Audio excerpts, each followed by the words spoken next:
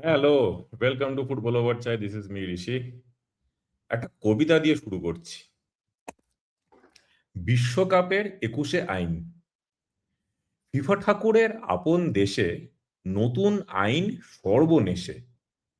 Goalkeeper যদি ভাইরে বলটা ধরে দাঁড়ায় ঠায় রে, ৮ সেকেন্ড যেই পেরোলে কর্নার পেল অপোনেন্টে হায় রে।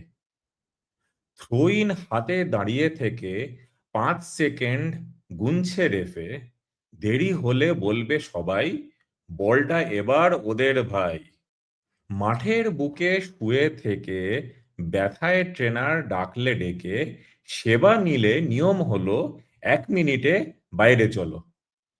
মুখটা ঢেকে ঝগড়া করলে হাত কি জার্সি মুখে তুললে রেফারি কয় চোখটি রেঙে, লাল কার্ড নাও, যাও রে ভেগে।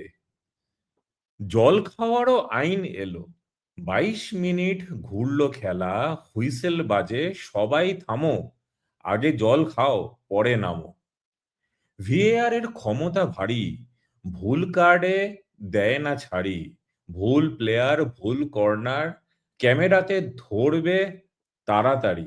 বদলি প্লেয়ার মাঠ ছাড়তে ১০ সেকেন্ড হবে যেতে, দেরি হলে বসেই রবে, নতুন প্লেয়ার পরে নামবে।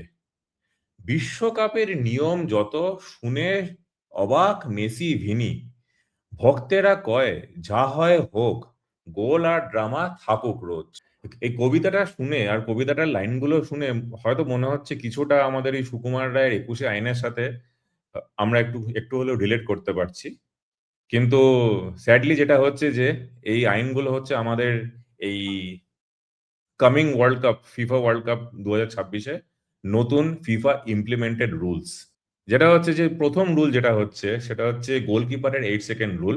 মানে গোলকিপার যদি বল নিয়ে ডিস্ট্রিবিউট করতে যদি টাইম নেয় বা বল নিয়ে যদি দাঁড়িয়ে থাকে, তাহলে বেসিক্যালি যেটা হচ্ছে ৮ সেকেন্ড পরে রেফারি হাত দেখিয়ে ৫ সেকেন্ডে একটা কাউন্টডাউন দেবে। যদি তার মধ্যে যদি গোলকিপার কিছু না করে, তাহলে অপোনেন্ট একটা ফ্রি কিক পেয়ে যাবে। তারপরে রুল হচ্ছে ৫ সেকেন্ডের কাউন্টডাউন হচ্ছে রিস্টার্টে। মানে যদি থ্রো ইন এর সময় যদি সেই সময় ৫ সেকেন্ডের মধ্যে যদি থ্রো ইন না হয়, তাহলে অপোনেন্টকে থ্রো করতে দিয়ে দেওয়া হয়ে যাবে। কোন প্লেয়ার তার যদি ইনজুরি হয় তাহলে আর তার যদি ড্রেসিং রুম থেকে যদি কোনো হেল্প লাগে, তাহলে তাকে ১ মিনিটের জন্যে তাকে বাইরে বসতে হবে। এটা মেইনলি হচ্ছে মানে যাতে কোনো প্লেয়ার কোনো টাইম কিল করতে না পারে বা এরকম। যদি কোনো প্লেয়ার কারো সাথে যদি মুখ ঢেকে কথা বলে বা জামা দিয়ে যদি মুখ ঢেকে কথা বলে, তাহলে তাকে রেড কার্ড দেওয়া হবে। আসলে এই জিনিসটা আমার মোস্ট প্রবাবলি যেটা মনে হয় যে রিসেন্টলি বা ওয়ার্ল্ড কাপের কিছু মাস আগে একটা সেই ভিনিসিয়াস জুনিয়রের সাথে একটা ইনসিডেন্ট হয়েছিল। অ্যাথলেটিকো ম্যাড্রিডের একটা প্লেয়ার মুখ ঢেকে কিছু একটা রেসিস্ট কমেন্ট বলেছিল।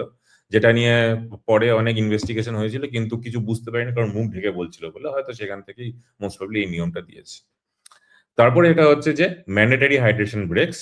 মানে যেহেতু ইউএসএ তে খেলা হচ্ছে, অবভিয়াসলি ওখানে ক্লাইমেট এই সময়টা একটু গরম থাকে। তো ২২ মিনিট পরে হাইড্রেশন ব্রেক থাকবে। সবাই গিয়ে জল খাবে। তারপরে হচ্ছে এক্সটেন্ডেড ওয়ার্ড পাওয়ারস। সেটা হচ্ছে যে মানে এখন ভিএআর অনেক বিভিন্ন রকম সিচুয়েশনে এখন ইন্টারভিন করতে পারে। এক হচ্ছে যে সেকেন্ড ইয়েলো কার্ড যেটা হচ্ছে সেটা ভিএআর আবার মানে ভিআর এর থ্রু দিয়ে সেটাকে আবার রেকটিফাই করা যেতে পারে। আ সেকেন্ড যেটা হচ্ছে যে কর্নারের সময় বা ফ্রি কিক নেওয়ার সময় বা সেট পিসের সময় যদি কোন রকম ধাক্কাধাক্কি হয় বা কোন রকম রেষারেষি হয় বা গোলকিপারের সাথে যদি কোন রকম ধাক্কাধাক্কি হয়, আমি বুঝতে পারছি আপনারা হয়তো এইসব কিছুর সাথে আর্সেনালের খেলার সাথে হয়তো আ মানে রিলেট করতে পারছেন।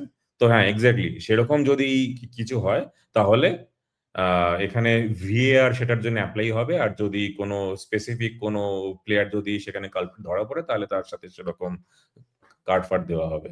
আ পরের রুলটা হচ্ছে যে ১০ সেকেন্ড সাবস্টিটিউশন এক্সিট। মানে যেটা হচ্ছে যে কোনো পার্টিকুলার প্লেয়ার তাকে হয়তো সাবস্টিটিউট হতে হবে। তাকে ১০ সেকেন্ডের মধ্যে বেরোতে হবে।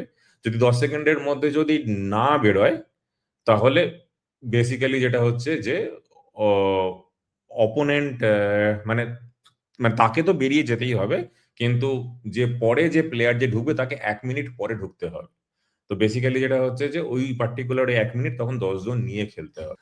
এনিওয়েজ আমার মোটামুটি এই মত। আপনারা অবভিয়াসলি এই ভিডিওটা দেখবেন। আপনাদের মত অবভিয়াসলি কমেন্টে লিখে পাঠাবেন যে এই নতুন রুলগুলো আদৌ কি খেলাটাকে ইমপ্রুভ করবে না এটা খেলাটাকে অবনতির দিকে নিয়ে যাবে। এই বলে আমি আমার ভিডিও শেষ করছি। Thank you very much. See you. By.